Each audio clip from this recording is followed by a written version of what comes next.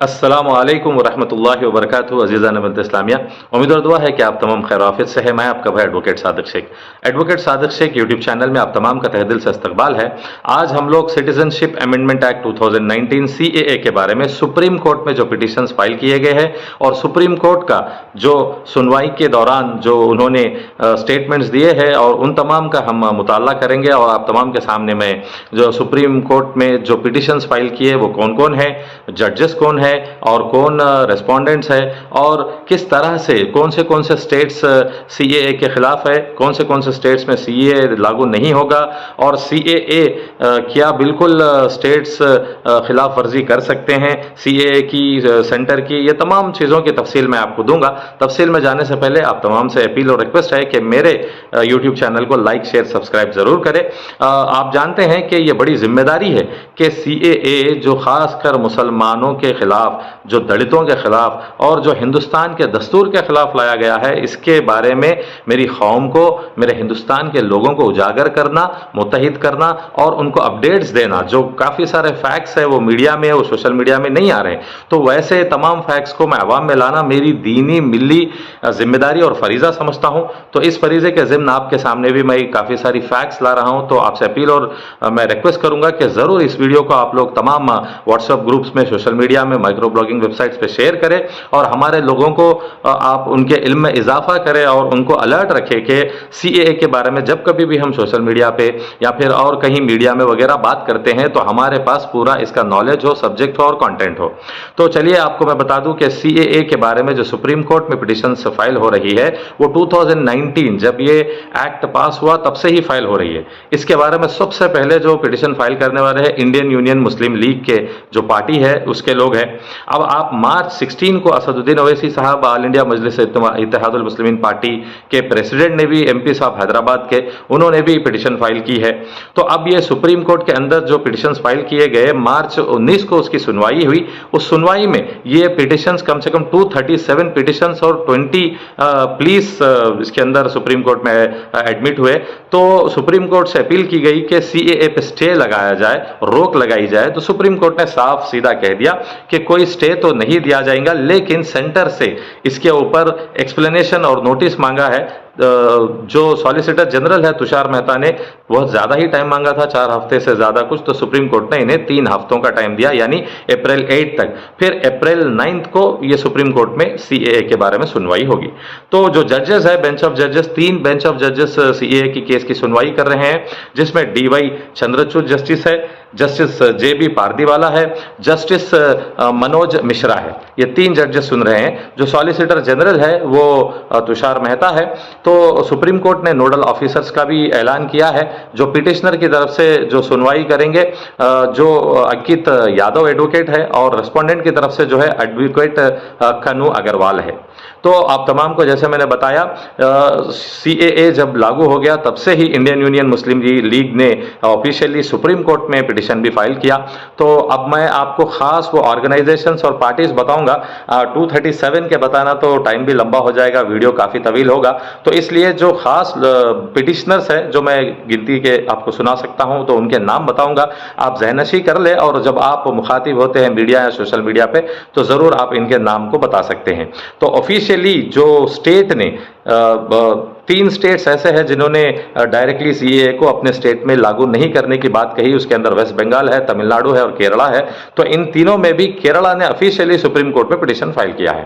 तो जो party supreme court में पिटिशन फाइल किए हैं CAA के खिलाफ वो है इंडियन यूनियन मुस्लिम लीग। उन्होंने तो 2019 में ही केस फाइल कर चुके थे। ऑल इंडिया मजलिस इत्तेहादुल मुस्लिमीन असदुद्दीन ओवैसी साहब, TMC के, तृणमूल कांग्रेस के महबूबा मोइत्रा जो MP है, काफी इनकी आवाज आपको पार्लियामेंट में सुनने आती थी। वो हमेशा दलितों की, माइनॉरिटीज की आवाज है और बीजेपी के कॉर्पोरेट और करप्शन टैक्टिक्स और पॉलिटिक्स के खिलाफ है। फिर उसके बाद कांग्रेस के डेबाब्राता साकिया है, NGOs है, जो NGOs है उसमें रिहाई मंच है, सिटीजन्स अगेंस्ट हेट है, असम एडवोकेट्स एसोसिएशन है, लॉ स्टूडेंट्स के है कुछ, केरला की गवर्नमेंट है, डेमोक्रेटिक यूथ फेडरेशन DYFI है, all India Assam students union ASU है। तो ये कुछ ऑर्गेनाइजेशन है जिन्होंने CAA के खिलाफ सुप्रीम कोर्ट में पिटिशन फाइल किए हैं। तो अब आपको बता दूं कि जो स्टेट्स पहले से 2019 से यानी इलेक्शन से पहले कुछ स्टेट्स थे जिन्होंने जो कांग्रेस की हुकूमत के है, जो अदर देन जो यूपीए में इंडिया अलायंस में है, उन्होंने जो सीए के खिलाफ बात किया था, उसके अंदर तमिलनाडु है, वेस्ट बंगाल है, केरला है, महाराष्ट्र में भी जब शिवसेना की हुकूमत थी अलायंस की, फिर पंजाब में भी, राजस्थान में भी, बिहार में, मध्य प्रदेश में, उड़ीसा में, आंध्र प्रदेश में, और दिल्ली सीएम केजरीवाल वगैरह ने सीए के खिलाफ अपनी आवाज को बुलंद की थी। तो इसके लिए अब और एक बात ये मजे की है कि सीएए में जो जिस तरह से आपको सीए का कानून है वो साफ कहता है कि सीएए जो लागू होगा वो 6 मजहब के लोगों को होगा, जिनमें Hindus, Christians, Sikhs, Buddhist, Jains और पारसीस। तो एक्चुअली इंडिया में माइनॉरिटीज में 6 मजहब के लोग आते हैं, जिसमें मुस्लिम्स को मिला के होते हैं, लेकिन मुस्लिम्स को हटा के इन्होंने हिंदूज को जोड़ दिया। तो यही एक बात है जो कॉन्स्टिट्यूशनल वायलेशन कहा जाता है, जिसमें जो आर्टिकल्स 14, 15, 19, 21, 25, 29 ये तमाम कॉन्स्टिट्यूशंस का वायलेशन है। तो जैसे इसमें 6 मजहब के लोगों को 3 कंट्रीज से, बांग्लादेश, अफगानिस्तान और पाकिस्तान, 3 मुस्लिम ममालिक से ये जो 6 मजहब के लोग आते हैं, उनको जो बिना पेपर के पासपोर्ट के आए हैं उन तमाम लोगों को सिटीजनशिप दे दी जाएगी, बिना कोई प्रूफ के, बिना कोई वैलिड रीजन के। तो बस एक ही रीजन है कि मजहब की बुनियाद पे और मजहब के जो परसिक्यूशन हुआ है उनको देने की बात कही है। हालांकि सिटीजनशिप जो दी जाती है वो सिटीजनशिप अमेंडमेंट एक्ट में क्लियर कहा गया है, 5 चीजों से सिटीजनशिप दी जाती थी, एक बर्थ से, एक डिसेंट से, एक रजिस्ट्रेशन से, एक नेचुरलाइजेशन से और एक इनकॉर्पोरेशन ऑफ टेरिटरी से। तो बीजेपी ने एक खेल क्या किया, मुस्लिम ममालिक के लोगों से जो है सो लाया जा रहा और मुसलमानों को इससे छोड़ा जा रहा। तो ये बात बहुत ही बिल्कुल गलत हुई है, दस्तूर के खिलाफ हुई है, क्योंकि मुसलमानों को आप ऐसे हटा नहीं सकते। जब आप ला रहे हैं लोगों को जो सताए हैं, जो परेशान किए गए हैं, तो आप उसमें मुसलमान भी है, जैसा कि अहमदीज है, जैसा कि शिया वगैरह है। तो ये बहुत बड़ी साजिश है सीएए के नाम से। आप जानते हैं कि इसमें जो सीएए जिन पर लागू नहीं होगा, अब तो बता रहे हैं, तो वो जो स्टेट्स है, असम, मेघालय, त्रिपुरा, मिजोरम, और इनर लाइन परमिट से, यानी इनर लाइन परमिट वो होता है जहां पर हिंदुस्तान के लोगों को भी परमिशन लेके जाना पड़ता है, जैसे कि नागालैंड है, अरुणाचल प्रदेश है। तो अब यही बात है कि श्रीलंका में भी काफी सारे हिंदूज ऐसे हैं जो परसिक्यूशन हुआ है, उनको क्यों नहीं ले रहे, सिर्फ क्यों बांग्लादेश, पाकिस्तान, अफगानिस्तान की बात कर रहे हैं। तो जो 2019 का कानून बन चुका है उसको छोड़कर अब 2024 में जब इलेक्शंस होने वाले हैं पार्लियामेंट के, तो नोटिफिकेशन से पहले ये खेल खेला गया, नए जो है सो नोटिफाई किए गए कि ये पॉइंट्स और ये सेक्शंस है। तो आपको मालूम होना चाहिए कि 2019 से ही बीजेपी खुले तौर से साजिश कर रही है कि इस बुनियाद से जो सिटीजनशिप कई लोगों को अब तक दे चुके हैं जो पाकिस्तान से कुछ आए हिंदूज हैं। तो उसके लिए आप तमाम से मैं गुजारिश और अपील करता हूं। और एक अहम बात यह है कि क्या सीएए की खिलाफ वर्जी स्टेट्स कर सकते हैं, जैसे कि तमिलनाडु ने, वेस्ट बंगाल ने और केरला ने कहा है कि वो सीएए को लागू नहीं करेंगे। क्या सीएए के कानून कैसा है, क्या सीएए के खिलाफ वर्जी जो सेंटर ने बनाया है क्या स्टेट्स कर सकते हैं? तो इसकी बात में कई सारे आर्टिकल्स है कॉन्स्टिट्यूशन के, जैसा कि 247 आर्टिकल है, 246 आर्टिकल है, वो क्लियरली बताता है कि स्टेट्स के और सेंटर के क्या पावर्स है। तो कई सारे कॉन्स्टिट्यूशनल एक्सपर्ट्स का कहना यह है कि सीएए एक यूनियन का कानून है, इसको स्टेट्स बिल्कुल लागू करना पड़ेगा। ये तो अलग बात है कि आप इसको अनकॉन्स्टिट्यूशनल होने की बुनियाद पर सुप्रीम कोर्ट में चैलेंज किए हैं, तो जो कानून बनता है ऐवानों में उसको सुप्रीम कोर्ट बिल्कुल स्ट्रक डाउन कर सकता है, रद्द कर सकता है, जब वो समझता है, जब उसके पिटिशनर्स बताने में कामयाब होते हैं कि ये अनकॉन्स्टिट्यूशनल है, ये कॉन्स्टिट्यूशन के दस्तूर के खिलाफ है। तो दुआ करेंगे कि बिल्कुल ही सीएए जो लागू किया गया है इसमें कह रहे हैं कि मुसलमानों का कोई हक नहीं छीना जाएगा, मुसलमानों को कहीं भगाया नहीं जाएगा, लेकिन यहाँ पे तो साफ है। आप जानते हैं कि असम में जब NRC national residents national register of citizens हुआ तो एनआरसी के अंदर 20 लाख लोग हैं, जिसमें काफी सारे हिंदू है और मुसलमान भी कई लाखों लोग हैं। तो आप अगर सीएए लागू होगा जैसा अफगानिस्तान, बांग्लादेश, पाकिस्तान के एतबार से, तो उसी एतबार से आप देख लीजिए जब असम के वालों में लागू होगा तो मुसलमान छोड़ जाएंगे लाखों, उसमें से जो हिंदू है वहां के उनको सिटीजनशिप मिल जाएगी। तो ये काफी एक बड़ी क्रोनोलॉजी वाली साजिश है जिसके हम खिलाफ है। हम ये नहीं कहते कि आप जो 6 मजहब के लोगों को मेंशन किए सीए में उनको मत दीजिए, हम बिल्कुल कहते हैं उनको भी दीजिए, लेकिन उन मुसलमानों का क्या जो सताए हैं, जो खतरे में है, तो उसके लिए जो अपने AIMIM के जो एडवोकेट है उन्होंने साफ सीधा यही कहा है कि कई सारे मुसलमानों की जो सिटीजनशिप छीन ली जाएगी। निज़ाम पाशा जो एडवोकेट है सुप्रीम कोर्ट में उन्होंने आर्ग्यू किया है। तो अब कपिल सिब्बल, इंदिरा जयसिंह, ऐसे कई सारे कांग्रेस के एडवोकेट्स और पिटिशनर्स को साथ देने वाले इंडियन यूनियन मुस्लिम लीग के, वो काफ़ी अच्छे आर्ग्यू कर रहे हैं। तो सुप्रीम कोर्ट में भी कहा गया कि सिटीजनशिप एक्ट अमल होने मत दीजिए, अब तक जो भी सिटीजनशिप देने की कोशिश बीजेपी कर रही है उसको रोक दीजिए।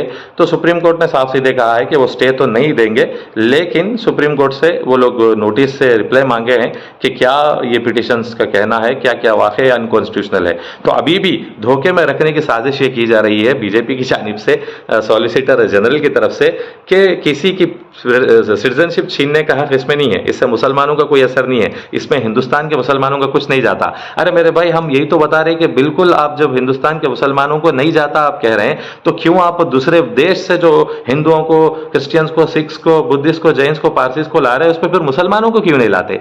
जो मुसलमान ममालिक से ला रहे हैं, फिर आप मुसलमानों को साथ में, जो हिंदुस्तान है, हिंदुस्तान पूरे यूनिटी इन डाइवर्सिटी है, सेक्युलर फैब्रिक है, यहाँ पे सेक्युलर और सोशलिस्ट के खिलाफ हमेशा जैसे ये बीजेपी रही है, उस तरह एक लड़ाने की साजिश है। जैसे कहते हैं कि मुसलमानों में जो तफरका डालो, जैसे कि सुन्नी, शिया, खोजे, बोरे और बरेलवी और देवबंदी, ऐसे तो एक साजिश है कि 6 मजहब के लोगों को लाके हमें डाइवर्ट करना चाह रहे हैं कि मुसलमानों को हम जो है सो इंटेंशनली नहीं करें, वो मुस्लिम ममालिक वगैरह वगैरह है। लेकिन ये पूरी एक सोची समझी क्रोनोलॉजी वाली साजिश है जिसको हमें समझना है। और जहाँ कहीं भी social media, micro blogging websites पर वगैरह आप डिफेंस कर रहे हैं, तो आपको और मुझको चाहिए कि हम वेरी स्ट्रांगली इस पर डिफेंस करें, इसका कंटेंट और सब्जेक्ट पूरा हो। तो फिर अप्रैल 9 को इसकी सुनवाई होगी। अब मैंने आपको बता दिया कि क्या स्टेट्स के इख्तियारात है, सुप्रीम कोर्ट का इख्तियार क्या है, क्या सुप्रीम कोर्ट रद्द कर सकता है इस कानून को, ये तमाम चीज़ें मैं आपके सामने अपील की अपनी तरफ से बयान किए हैं। तो फिर एक मरतबा एक अशार कहते हुए मैं मेरी बात को ख़त्म करूँगा। एक बड़ा मशहूर अशार है महमूद बदनी साहब के बयानों में मैंने सुना है कि हिंदुस्तान के मुसलमानों को आप NRC, NPR, CA से क्या डराओगे? हम मुल्क में मुस्लिम्स बाई चॉइस है, नॉट बाई चांस है। जब पाकिस्तान या अदर जो बांग्लादेश वगैरह की बात हो रही थी, तो हमारे बड़ों ने, हमारे बुजुर्गों ने इस हिंदुस्तान से मोहब्बत और हिंदुस्तान की आज़ादी में लड़ के अंग्रेज़ों से खून बहाने और कई सारे कुर्बानियाँ और कई सारा डेवलपमेंट और कई सारा इस मुल्क में जो हिंदू मुस्लिम सिख ईसाई भाई भाई के नारे के वो पासबा है, तो उन्होंने साफ सीधा कहा, इसी गली की खाक से यही खाक अपनी मिलाएंगे हम, इसी गली की खाक से यही खाक अपनी मिलाएंगे हम, न बुलाए आपके आए हैं, न निकाले आपके जाएंगे हम। तो हिंदुस्तान मुसलमानों का था, है और रहेगा। ये कोई NRC, CA, NPR से आप मुसलमानों की खिलाफ साजिश नहीं कर सकते। इंशाअल्लाह 2024 इलेक्शन में हर किसी को वोट करना है, वोट रजिस्टर करना है, वोटिंग परसेंटेज बढ़ाना है और इन फिरका परस्त पार्टियों के खिलाफ और इन फिरका परस्त तंजीमों तहरीकों के खिलाफ अपनी आवाज़ को बुलंद करते हुए दस्तूर के साथ, लॉ ऑफ द लैंड को साथ लेके चलना है। इंशाअल्लाह अप्रैल 9 को भी मैं इसी तरह आप तमाम के सामने ये जो अपडेट्स है वो लाऊंगा। मैं आपका भाई एडवोकेट सादिक शेख। जाने से पहले ज़रूर मेरे चैनल को लाइक, शेयर, सब्सक्राइब कीजिएगा। अस्सलाम वालेकुम।